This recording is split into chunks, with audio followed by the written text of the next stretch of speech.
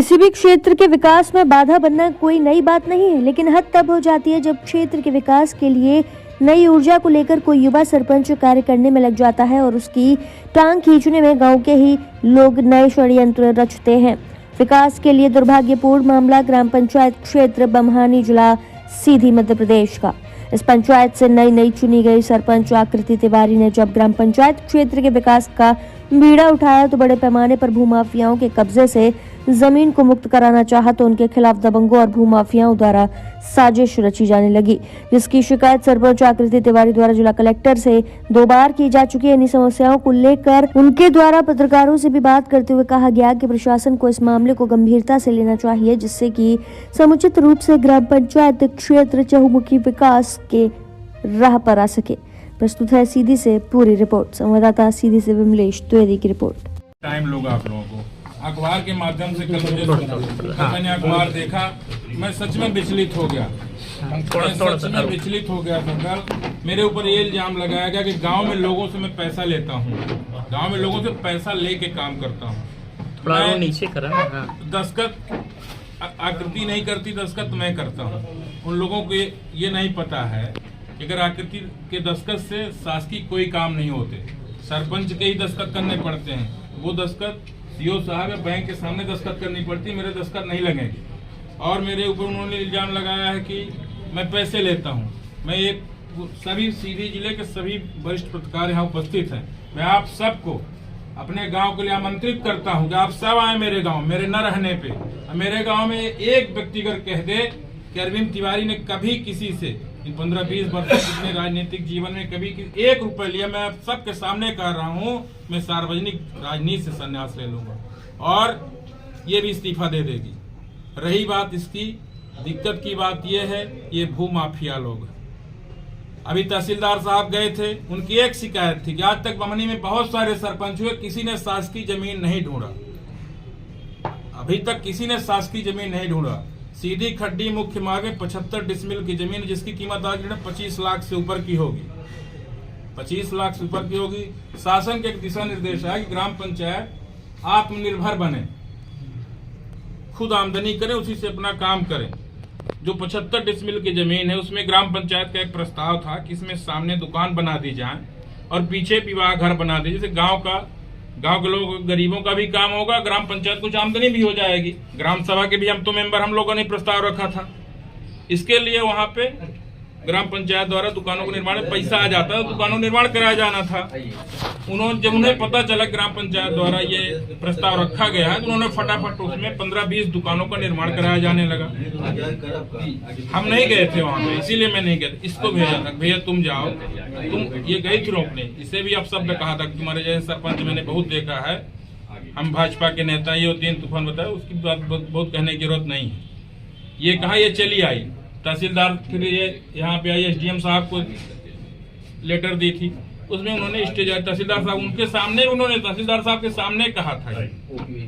ये उस दिन इसलिए नहीं गई, इसको तकलीफ थी कि मैं वहां जाऊंगी लोग कुछ कहेंगे, इसलिए नहीं गई। जब तहसीलदार जरा मेरी जरूरत नहीं है, एक ये हो गया। मेरे ऊपर जो इल्जाम लगा, मैंने आप लोग आइए, मैं आप लोग को आमंत्रित कर रहा हूँ। उन्होंने कहा है कि मेरी मौत हो जाएगी अगर शासकीय जमीन कब्जा, ने कहा था। ये उस दिन इसलिए नहीं गई, इसको तकलीफ थी कि मैं वहां जाऊंगी लोग कुछ कहेंगे, इसलिए नहीं गई। जब तहसीलदार जरा मेरी जरूरत नहीं है, एक ये हो गया। मेरे ऊपर जो इल्जाम लगा, मैंने आप लोग आइए, मैं आप लोग को आमंत्रित कर रहा हूँ। उन्होंने कहा है कि मेरी मौत हो जाएगी अगर शासकीय जमीन कब्जा छोड़ने से उनकी मौत हो जाएगी। इसमें मेरा क्या दोष है? क्या मेरा दोष है? क्या मेरा कोई दोष नहीं है। और क्या शासकीय जमीन को कब्जा किए रहेंगे तो उनकी मौत बच जाएगी? क्या शासकीय जमीन से उनके जीवन मौत निर्भर हो गई है? यही मुझे कहना था। और मैं और उन्हीं के परिवार वालों ने बमनी ग्राम पंचायत में ही 13 एकड़ जमीन और कब्जे में कर रखी है, जिसमें कि टीएस होके रखा है, पांडे जी, टीएस होके रखा है, अमृत सरोवर बनना है। ग्राम पंचायत की बहुत सारी योजनाएं आ रही हैं, अमृत सरोवर उसको भी ये लोग रोक रहे हैं। 2.5 एकड़ जमीन में अमृत सरोवर उसको भी नहीं बनने दे रहे हैं। यहाँ पे 75 डिसमिल जमीन अवैध कब्जा करके रखे हैं। यही सब बातें, इसलिए आप सबको अब तो स्टे है 27 तारीख को उसकी सुनवाई है, क्या दिक्कतें आ रही हैं अभी? शासन प्रशासन पे आपको भरोसा है? हमें शासन प्रशासन पे एकदम भरोसा है। हमें तकलीफ सिर्फ इस बात की हुई, ये पढ़ी लिखी बिटिया MSc है, PSC की तैयारी करी तो महिला सीट हुई, आ गई चुनाव लड़ने, सरपंच बन गई, गांव के लोगों ने सरपंच बना दिया। इसमें मेरा दोस्त तो नहीं था। अब मैंने सत्येंद्र पांडे के खिलाफ कभी भी कोई भी कुछ नहीं किया। मैंने उनके भाई के खिलाफ, जो सतीश पांडे हैं, वर्ग 3 के शिक्षक हैं और बमनी हाई स्कूल के प्रिंसिपल बने बैठे हैं, मैंने सूचना के अधिकार उनकी शिकायत करी। कलेक्टर शिकायत की थी कि कैसे हाई स्कूल में प्राथमिक शिक्षक की कोई पोस्ट नहीं होती, वो कैसे बने। मैंने सतीश पांडे के खिलाफ लिया, उनके खिलाफ मैंने सूचना के अधिकार, उनके खिलाफ मैंने कलेक्टर शिकायत की है। अगर मैंने हरिजन थाने में कहीं उनके खिलाफ गवाही दी हो या और कहीं वो सबूत लाएं कि मैंने उनके खिलाफ कहीं बोला हो। और रही सरपंच को बोलते, सरपंच नहीं रहती, 15 अगस्त को बुलाए थे हाई स्कूल में, ये गई थी, झंडा फहराने गई थी, इसका तब भी अपमान किया गया था। वहां पे 15-20 लोग पहले बैठा दिया जाता है कि जब सरपंच आएगी कोई न उठना। अभी सूर्य नमस्कार के अपने भाई को संतोष पांडे मुख्य अतिथि बना देंगे, सरपंच को ऐसे ही बैठा देंगे और कार्यक्रम कर लेंगे। ये सोची समझी राजनीति है। भू माफिया अपने आप को बचाने के लिए हम लोगों पर इल्जाम लगा रहे हैं। अब हमने सोचा अभी कलेक्टर साहब से सरपंच मिलेगी, 2 बार मिल भी चुकी है। आप लोगों को भी ना बताया, पहले जब नहीं, पहले 2 बार मिल चुकी, मुझे प्रताड़ित कर रहे हैं, मेरा काम नहीं करने दे रहा है। ये सब बातें हैं आप लोग बमनी पंचायत की सरपंच बनी है। क्या लगता है कि सरपंच बनने के बाद आपके ऊपर षड्यंत्र किया जा रहा है या आप ही षड्यंत्र कर रहे हैं? देखिए, मैं तो अपना काम कर रही हूँ, ठीक है। अब उनका जब मैं प्रचार से जब मैंने स्टार्ट किया था तभी से उनका चल रहा था ये सब परेशान करना। इनका सत्येंद्र पांडे का, जिनकी वाइफ खड़ी हुई थी, तो उनका शुरू से ही चल रहा था मेरे खिलाफ, ठीक है। और जब ये दुकान का निर्माण करा रहे थे उस दौरान जब हमने कार्यवाही की इसके दौरान कि यहाँ पे नहीं चलेगा ये सब, तो उसके बाद इन्होंने इंटरव्यू देना स्टार्ट कर दिया कि मैं गांव में नहीं रहती हूँ, ये सब जो भी ब्लाब्ला जो उन्होंने बोला। शासकीय जमीन में अतिक्रमण हो रहा था, आपने शिकायत किया, पहले भी की, फिर इसके बाद शिकायतों का दौर शुरू हुआ, क्या कहेंगे? तो देखिए, जब कोई सही काम, कोई नवयुवक जब आता है और सही काम करेगा तो उसके बाद रोक टोक तो की ही जाएगी, विरोध चलेगा ही। जब वो कुछ गलत काम करेंगे और हम आके उनको रोकेंगे तो जाहिर सी बात है हमको या फिर हमारे घर वालों को कुछ ना कुछ ऐसा बोलेंगे जिससे लगे कि अभी तो रोक लगी है, अभी ग्राम सभा बैठा होगी संभवतः 26 जनवरी को, क्या प्रस्ताव लाएंगे? दुकान गिराने के लिए भी प्रस्ताव लाएंगे और क्या प्रस्ताव लाएंगे? पंच भी आपके साथ हैं, क्या प्रस्ताव लाएंगे? देखिए, पहली चीज तो वहाँ पे जो शासकीय जमीन है उसमें शासन का मतलब सरकारी काम जो होना चाहिए, मतलब प्राइवेटाइजेशन नहीं होनी चाहिए। जो वो लोग कर रहे हैं अपने फायदे के लिए वो नहीं कर सकते हैं, तो पहली चीज तो वहाँ दुकान को हटाई जाएगी। निर्माण कार्य किस चीज का हो रहा है? दुकानें हैं कि स्कूल है, क्या बन रहा है? दुकान का निर्माण करा रहे हैं। किस मत से करा रहे हैं? पंचायत का मत तो है नहीं, किस मत से करा रहे हैं?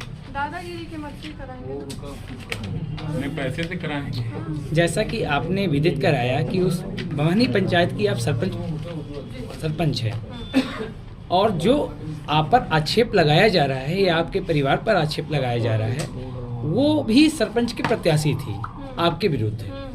तो कहीं ना कहीं आपको ये लगता है कि षड्यंत्र पूर्वक इस तरह का कार्य किया जा रहा है उनके द्वारा? वो तो डेफिनेटली है, वो इसीलिए कर ही रहे हैं क्योंकि देखिए, अगर उनको कुछ करना होता तो जब उन्होंने ये काम किया, मतलब जब मैं चुनाव पे आई और जब मैं जीती उसके बाद वो कर दे। जब मैंने उनके काम को रोका तभी वो बाहर क्यों आए? उसके पहले उनको आना था ना। जैसा आपके द्वारा ये भी बताया गया कि प्रशासनिक तौर पर वहाँ पर जांच करवाई गई और जांच में ये भी पाया गया कि उक्त भूमि शासकीय है, जिस पर स्टे भी दिया गया है प्रशासन के द्वारा। अगर मान लीजिए इस तरह की स्थिति अभी भी निर्मित होती है कि प्रशासन के जांच के बावजूद भी अगर वो वहाँ पर अतिक्रमण के द्वारा अपना मकान निर्माण कर रहे हैं शासकीय भूमि में, तो आपका अगला कदम क्या होगा? अगला कदम यही होगा कि मैं अभी कलेक्टर साहब से मुलाकात करूंगी और ये सब उनको बताऊंगी, जो भी हो रहा है फिर आगे वही डिसाइड करेंगे। क्योंकि कलेक्टर ने तो बोल दिया कि सरपंच खुद ही मालिक है, वो खुद रोक सकते हैं। तो जब वो हमारी बात नहीं सुन रहे हैं, या फिर देखिए, मैं एक लड़की हूँ, ठीक है ना, मैं हर जगह पे अकेले नहीं जा सकती, मेरे घर वाले सपोर्ट के लिए जाएंगे मेरे साथ, ठीक है, तो अगर मैं जाती हूँ, मेरे चाचा जाते हैं या फिर कोई भी जाता है, तो वो ये बोल देते हैं कि दलाली कर रहे हैं, कुछ भी मतलब वही सब काम देख रहे हैं, मैं नहीं देख रही हूँ। तो मैं अकेले तो हर चीज़ में अभी न्यू आई हूँ पॉलिटिक्स में, तो मुझे हर चीज़ सीखते टाइम लगेगा। नहीं, जैसा आप कह रही हैं कि कलेक्टर महोदय के संज्ञान में भी ये बात लाई गई, उनके द्वारा ये भी कहा गया कि आप सरपंच हैं, आप अपने द्वारा उसको वहाँ काम रुकवा सकती हैं। तो अगर कहीं ना कहीं प्रशासन की यदि मदद नहीं मिलेगी तो ये कहाँ तक जो है तथ्य है कि सरपंच द्वारा ही उस चीज़ को रोका जाए? तो फिर मैं खुद ही रुकवाऊंगी, फिर अतिक्रमण नहीं, कोर्ट होगा। जाना पड़ेगा। नहीं ये बताइए कि जैसे जो आपके विरुद्ध चुनाव लड़े थे जी जी। वो सत्ताधारी के नेता के उसमें चल गए, क्या लगता है आपको कि सत्ताधारी नेता भी उनके पक्ष से आपको रोक रहे हैं? देखिए, मैं इस बारे में भी कोई कमेंट नहीं करना चाहती कि वो हेल्प कर रहे हैं कि नहीं कर रहे हैं। मेरा अभी यही है कि मुझे अपना गांव देखना है, मेरे गांव में जो हो रहा है, गांव में जो कर रहे हैं मैं उनको बोलूँ। एक आरोप था कि आप उनके विद्यालय में कार्यक्रम हो या कहीं भी कार्यक्रम हो, आप सरपंच होने के नाते वहाँ नहीं उपस्थित होते। अच्छा, मैं कब उपस्थित नहीं, उन्होंने कब मतलब डेट वेट दी? अभी उन्होंने आरोप 15 जो अगस्त लगा। को मुझे बुलाया, मैं गई वहाँ पे। ओके, अभी 15 जून को, ये 13 जून की हाँ, ये 12 जनवरी की फोटो है, देख लीजिए, मेरे फोन पे भी है ये। और कहीं ऐसा तो नहीं मेरे कांग्रेस और किसी- बीजेपी की लड़ाई के कारण आप कहीं न कहीं फंस रही हैं? हाँ, ऐसा कह सकते हैं हम, ये हो सकता है क्योंकि चाचा मेरे कांग्रेस के महामंत्री हैं, इस वजह से वो अगर कर रहे होंगे। और 15 अगस्त को मैं उनके स्कूल पे गई थी, 12 जनवरी को मैं उनके स्कूल पे गई थी, उन्होंने मतलब बात अच्छे से की और फिर उन्होंने स्कूल भी दिखाया मेरे को, ठीक है ना। 15 अगस्त को जब हम गए तो जब हम इंटर होते हैं वहाँ पे इतने सारे लोग बैठे थे, उन्होंने एक मतलब एक होता है क्या इसमें मुखिया जा रहा है। उप सरपंच और पंच लोग आपके साथ में हैं या नहीं? हाँ, हाँ।